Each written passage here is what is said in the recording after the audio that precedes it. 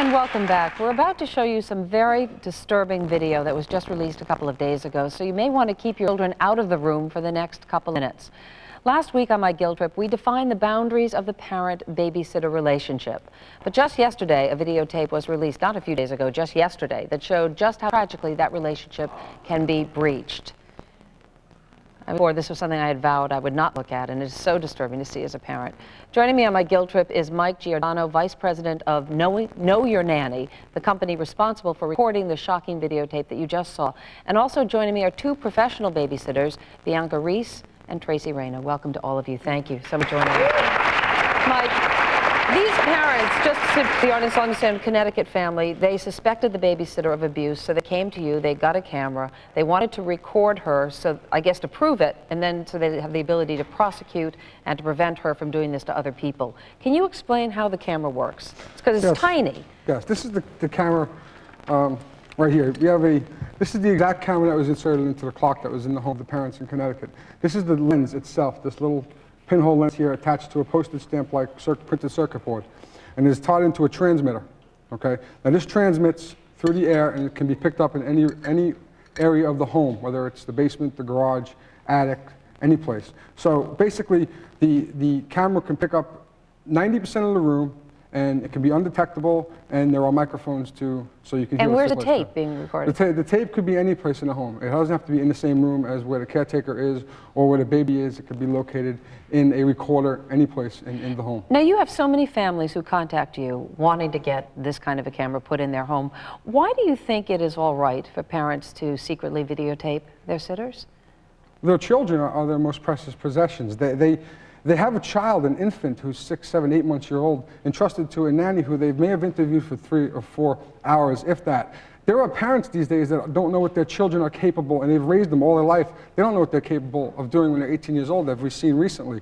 And you don't know what's going to take place in that home when you're not there. You could interview, you could check backgrounds, you could check references, okay? But when they're in a home with that child, you don't know what's going to take place, and you need to assure yourself. Okay, before we go on, I was interviewed for weeks with my family. I was flown to Charlotte. I was interviewed by phone in person. My agency did a complete background check on me before I was introduced to this family. I get the sense you're offended by this. Very offended. The lack of communication is where this family... But let me play parent for you for a minute. I mean, I am a parent. These people, the sitter came to them with high recommendations. Correct. How are they if they to had know?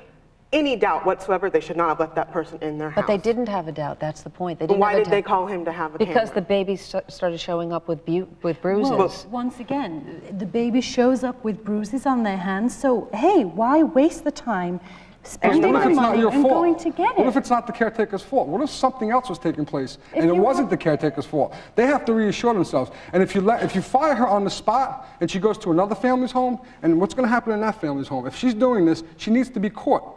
Okay, yeah, I agree with that,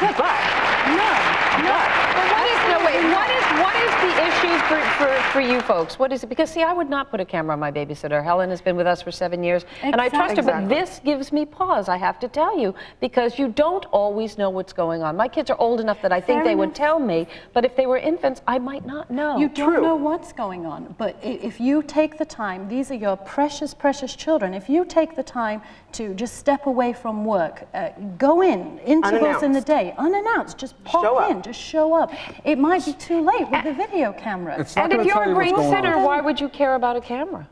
What difference would it make if a camera was in the house? I can also see that point of view too. I mean, that's very understandable. I can see that point of view too, but it's a total invasion of privacy. And it gives nannies like Bianca and myself, we're professional nannies. It gives us a bad rap. There are so many good nannies out there. Hey, when was it ever publicized or shown on the media or the television? What a great job your nanny is doing. Nanny, you know, what a great nanny you have, what a great job she's actually doing. Tracy has a great point. Tracy has a great point.